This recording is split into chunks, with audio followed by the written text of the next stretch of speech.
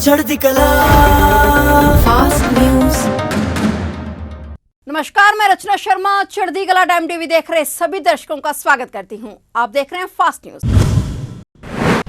जम्मू कश्मीर के जम्मू जिले में एक बस के पुल से फिसलकर खाई में गिरने से बिहार के 10 लोगों की मौत हो गई, साथ ही 20 अन्य लोग घायल हो गए। अधिकारियों ने जानकारी देते हुए बताया कि बस कटरा जा रही थी और तभी झज्जर कोटली इलाके में यह दुर्घटना हुई। बस में सवार तीर्थयात्री माता वैष्णो देवी मंदिर जा रहे थे।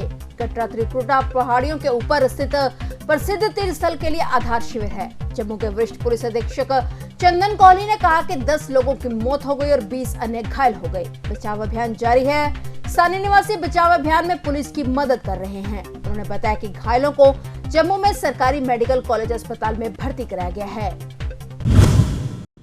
दिल्ली हाईकोर्ट ने राष्ट्रीय राजधानी में पिछली शराब नीति के मामले में कथित भ्रष्टाचार से संबंधित सीबीआई के एक मामले में दिल्ली के पूर्व उप मुख्यमंत्री मनीष सिसोदिया की जमानत याचिका खारिज कर दी है। न्यायमूर्ति दिनेश कुमार शर्मा की खंडपीठ ने सिसोदिया को जमानत देने से इनकार करते हुए कहा कि सिसोदिया के शक्तिशाली व्यक्ति होने के कारण उनके गवाहों को प्रभावित करने की संभावना है। न्यायमूर्ति दिनेश कुमार शर्मा ने 26 फरवरी को गिरफ्तार किए गए आप नेता को यह कहते हुए राहत देने से इनकार कर दिया कि उनके खिलाफ आरोप बहुत गंभीर प्रकृति के हैं। हाईकोर्ट ने जमानत याचिका पर अपना फैसला सुनाते हुए कहा कि सिसोदिया एक प्रभावशाली व्यक्ति हैं और जमानत पर रिहा होने पर गवाहों को प्रभावित किए जाने की संभावना से इनकार नहीं किया जा सकता। सीबीआई ने कई दौर की पूछताछ के बाद अब रद्द की जा चुकी दिल्ली आबकारी नीति 2021-22 के निर्माण और कामों में कथित भ्रष्टाचार के आरोप में सिसोदिया को गिरफ्तार किया था।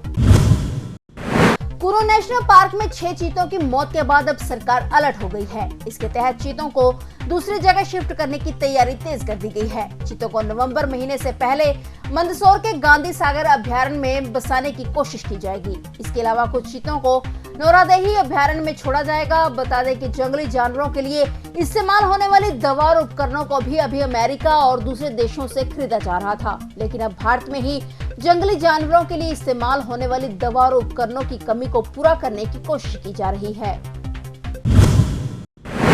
पश्चिम बंगाल के सरकारी स्कूलों में करोड़ों रुपए के कथित शिक्षक भर्ती घोटाले के आरोपी और पूर्व शिक्षा मंत्री पार्थ चटर्जी के करीबी रही अर्पिता मुखर्जी ने सारा दोष चटर्जी पर मढ़ दिया है। अर्पिता को यहां एक विशेष पीएमएलए अदालत में पेश किए जाने के बाद उनके वकील ने चटर्जी को इस मामले का मास्टरमाइंड बताया, जिसमें उनके मुवक्किल के फ्लैटों का उपयोग घोटाले की आय रखने के लिए किया गया था।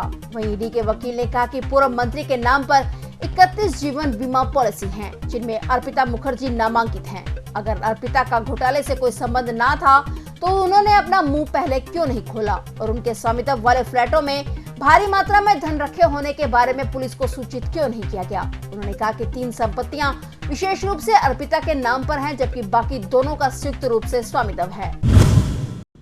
उत्तर पश्चिम दिल्ली के शाहबाद डेरी इलाके में एक युवक ने नाबालिग लड़की साक्षी की हत्या बड़ी बेरहमी से की। आरोपी साहिल को दिल्ली पुलिस ने गिरफ्तार कर लिया है। वहीं साहिल की फितरत को उसकी इंस्टाग्राम प्रोफाइल बयां कर रही है कि वो किस तरह का इंसान था। आरोपी साहिल ने चाकू और पत्थर से करीब 40 वार करके साक्षी को मौत के घाट उतार दिया। साक्षी की पोस्टमार्टम रिपोर्ट भी आ गई है, जिसमें मृतका के शरीर पर चाकू के 16 जख्म पाए गए हैं, जिसमें 6 जख्म गर्दन पर और 10 पेट पर हैं। साहिल की इंस्टाग्राम प्रोफाइल भी सामने आई, जिसमें उसने लिखा कि दारू प्रेमी।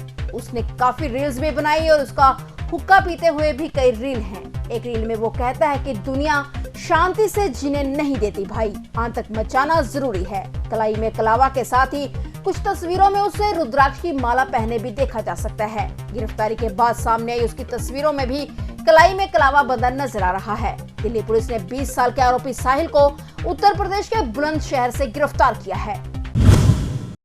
अमेरिका में पेंसिल्वेनिया के फिलाडेल्फिया में 21 साल के भारतीय मूल के छात्र को गोली मारकर हत्या कर दी गई। मृतक छात्र की पहचान जूडे चाको के तौर पर हुई है। काम से वापस लौटते समय कुछ अज्ञात हमलावरों ने उसे गोली मार दी। पीड़ित के माता पिता लगभग 30 साल पहले केरल के कोल्लम जिले से अमेरिका चले गए थे। बता दें कि इस साल इस तरह की अमेरिका में यह दूसरी घटना है। इससे पहले एक और अमेरिकी छात्र को निशाना बनाकर मार दिया गया था।